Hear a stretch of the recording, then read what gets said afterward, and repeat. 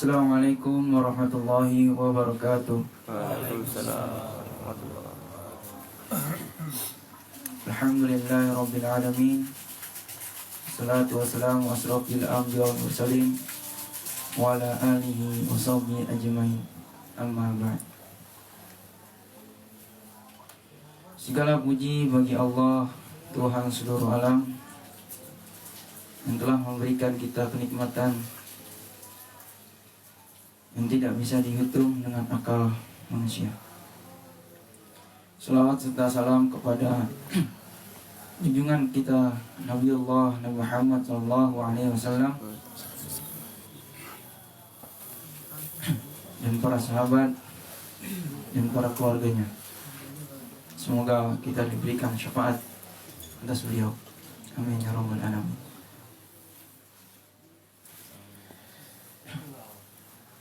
Para pemirsa yang di luar yang dirahmati oleh Allah, bahwasanya saat ini kita tidak mengetahui situasi-situasi di luar sana, kericuhan-kericuhan dan kerusuhan terhadap masyarakat, karena banyak sekali penyimpangan secara politik, secara demokrasi, dan bahkan secara Islam itu sendiri.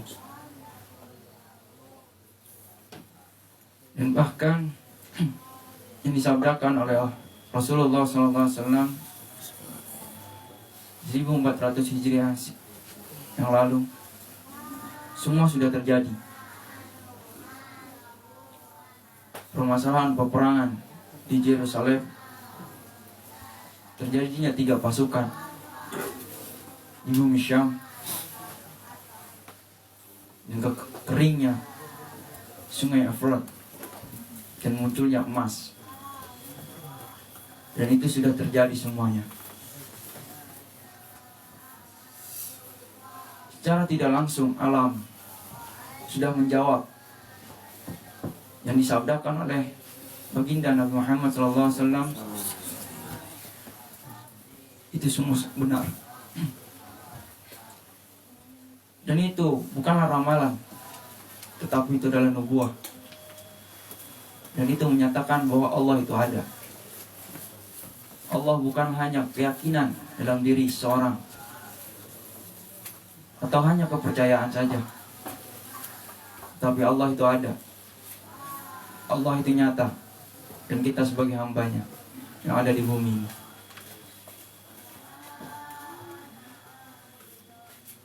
Dan sudah banyak sekali bencana-bencana yang Allah berikan kepada hamba-hambanya yang ada di muka bumi ini. Dan itu bukan hanya karena sebab, tetapi ada akibat. Karena perbuatan manusia itu sendiri, karena telah menyekutukannya dengan berbagai hal. Kita sudah terjadi semuanya, terutama di Islam.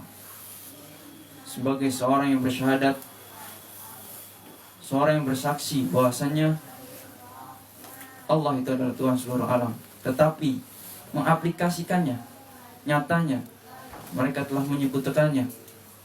Itulah bukti akibat yang kita perbuat sebagai muslim. Kita menyekutukannya tanpa kita sadari. Kita menganggap gambar seorang alim, seorang yang soleh, seorang habaib, mengatakan itu bisa mengusir jin, mengusir bala, mengusir keburukan terhadap orang yang memajang gambar. Itu sudah melakukan kesyirikan yang akbar, yang besar, dengan suatu gambar atau benda. Padahal kata Allah, kalau kalian ingin meminta sesuatu, maka mintalah kepadaku, maka aku akan kabulkan. Kata Allah seperti itu. Tapi kenapa? Kalian telah melakukan kerusakan yang kalian perbuat, dan kalian telah mengada-adakan atas nama Allah. Itu mengundang azab-azab tanpa kita sadari. Dan kita telah melakukan idola-idola, mengidolakan orang-orang yang kafir, orang-orang yang telah menduakan Allah. Tanpa kita sadari kita telah mengidolakannya. Terutama artis-artis yang di luar sana. Artis K-pop lah atau sebagainya. Kita telah mengidolakan itu. Wahai kaum orang-orang yang sudah bersyahadat, orang-orang yang sudah mengatakan bahwasanya Allah adalah Tuhan seluruh alam, kalian telah melakukan kerusakan-kerusakan tanpa kalian sadari dan mengundang azab-azab Allah. Wahai orang-orang yang mengaku sebagai muslim, lihatlah sekitar kita.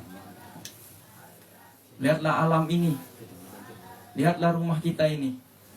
Di bumi ini.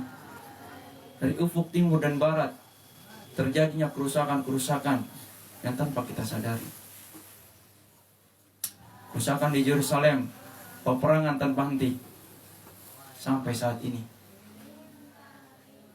Dan terombang-ambingnya di lautan sebagai muslim, Rohingya. Mereka adalah muslim. Mereka terbuang dari rumahnya. Dan kita sebagai muslim di Indonesia telah melakukan begitu banyak kesyirikan. Terutama para ulamanya. Kalian telah membuat-buat ayat-ayat dengan tangan-tangan kalian sendiri. Kalian telah membuat-buat kerusakan-kerusakan atas dalil-dalil yang kalian perbuat oleh tangan-tangan kalian sendiri dan mengatasnamakan itu dari Allah. Apa bedanya kalian terhadap ahlul kitab? Apa bedanya terhadap kalian para rohib-rohib dan pendeta? Ini sudah terjadi. Kalian sedang merusaknya. Dan kalian telah menjerumuskan umat Muhammad ke dalam neraka tanpa kalian sadari. Tetapi Allah dengan maha pengasihnya, maha penyayangnya, Allah tidak membiarkan begitu saja. Allah memberikan suatu pengetahuan tanpa kita sadari dan tanpa kita ketahui, yaitu al-mubasyirat. Kenapa Allah memberikan al-mubasyirat?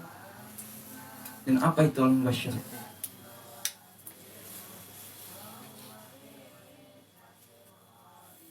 Mubasyirat adalah mimpi. Mimpi yang diberikan oleh Allah melalui hamba-hambanya yang Allah pilih, untuk mengetahui kejadian-kejadian selanjutnya. Dan tentunya untuk kita kembali kepadanya. Dan Allah memberikan jalan untuk keluar dari permasalahan dan persoalan yang saat ini kita hadapi.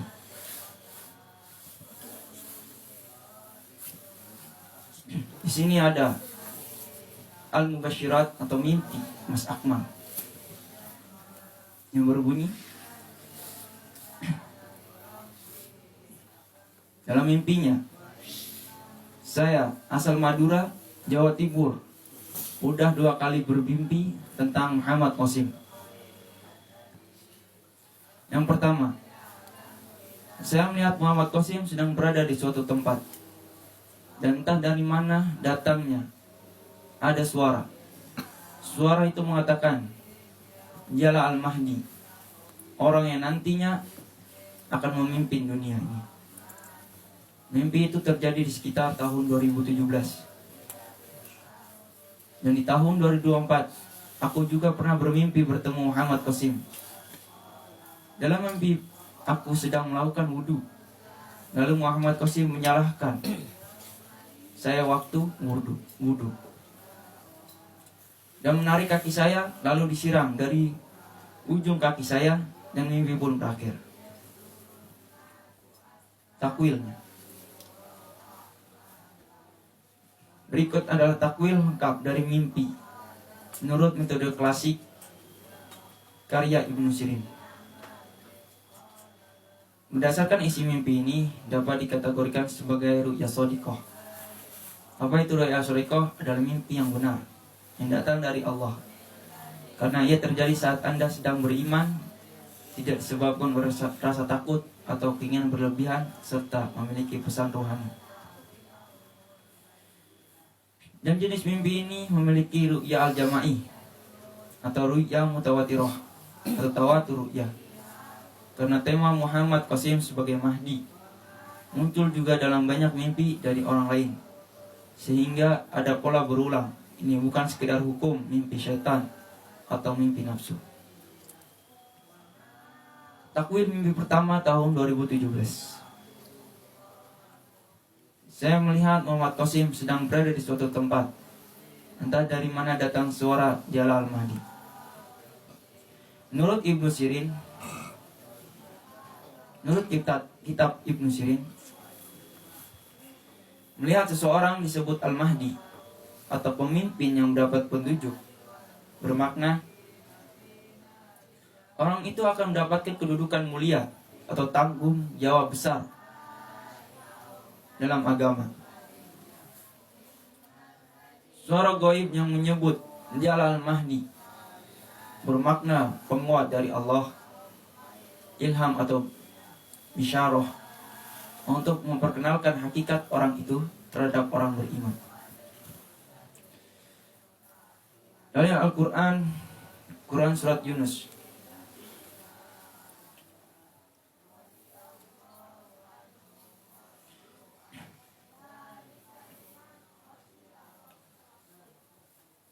Yang artinya, ingatlah, sesungguhnya wali-wali Allah itu tidak ada kekhawatiran terhadap mereka, dan tidak ada pula mereka bersedih hati.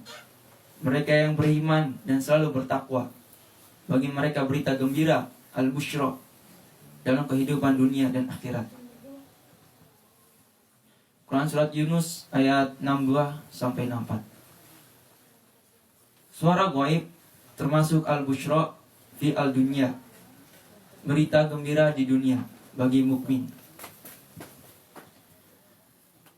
Nabi SAW bersabda, tidak tersisa lagi dari kenabian melainkan mubasyirat. Para sahabat bertanya, apa itu mubasyirat ya Rasul? Beliau bersabda, mimpi baik yang dilihat oleh seorang mukmin atau diperlihatkan kepadanya. Hadis riwayat Bukhari. Hadis lain, suara gaib dalam mimpi adalah bagian dari 46 bagian kenabian. Hadis riwayat Tirmizi, sanad hasan. Makna lebih dalam, mimpi ini bisa menjadi isyarat rohani. Anda ditunjukkan kedudukan orang bernama Muhammad Qasim sebagai pemimpin atau membawa petunjuk. Namun menurut ulama, tidak semua yang disebut Mahdi dalam mimpi mesti Mahdi akhir zaman. Bisa juga berarti dia orang yang soleh yang akan berbaiki umat. Takwil mimpi kedua tahun 2024. Saya sedang berwudu, lalu Muhammad Qasim menyalahkan saya, menarik kaki saya dan menyirang dari ujung kaki. Menurut Ibnu Sirin, wudu melambangkan penyucian diri, taubat, atau persiapan menuju kebaikan. Ada seorang yang menyempurnakan wudu Anda, berarti ia adalah guru rohani, pembimbing atau orang yang menegakkan kebenaran. Menyiram air dari ujung kaki. Kesempurnaan dalam ibadah, karena wudu yang sah adalah wudu yang airnya membasahi seluruh anggota yang wajib. Dalil Al-Quran. Dalam Quran Surat Al-Maidah ayat 6, hai orang-orang yang beriman, apabila kamu hendak mendirikan sholat, maka basuhlah wajahmu dan tanganmu hingga siku. Usaplah kepalamu dan basuh kakimu sampai kedua mata kaki. Quran Surat Al-Maidah ayat 6. Muhammad Qasim yang membantu Anda menyempurnakan wudhu bermakna menuntun Anda agar ibadahnya benar. Dalil hadis, Nabi SAW bersabda, sempurnakanlah wudhu kalian, sesungguhnya aku melihat kalian meninggalkan bagian anggota wudhu. Hadis riwayat Muslim. Ulama berkata, orang yang membantu menyempurnakan wudhu dalam mimpi adalah orang yang menasihati tentang agama dan membawa pada jalan yang benar. Analisa dan keterkaitan kedua mimpi. Mimpi pertama memperkenalkan kedudukan Muhammad Qasim sebagai pemimpin rohani atau membawa petunjuk. Mimpi kedua menunjukkan fungsi Muhammad Qasim terhadap pembimbing yang membantu perbaiki amal. Secara rohani ini sejalan dengan banyak mimpi lain, yaitu tawatur ru'yah yang muncul sejak 2015 sampai 2024. Banyak orang Indonesia, Malaysia, Pakistan bermimpi Muhammad Qasim mengajarkan sunnah, mengingatkan sholat, memimpin pasukan atau diangkat jadi pemimpin. Tema utamanya, Muhammad Qasim bukan hanya figur politik, tetapi figur pembaharu agama, mujadid atau wali. Kesimpulan,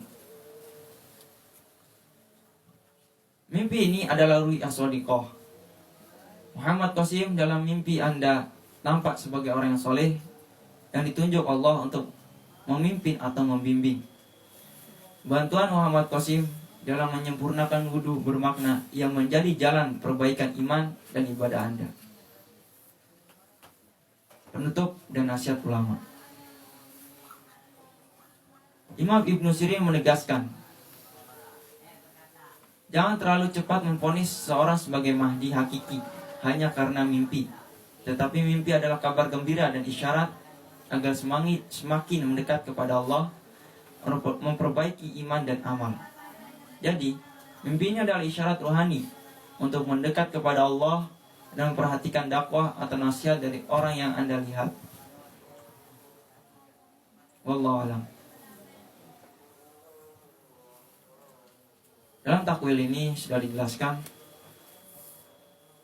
fungsi dan hakikat dalam mimpi ini sebagai kabar gembira dan sebagai peringatan pula.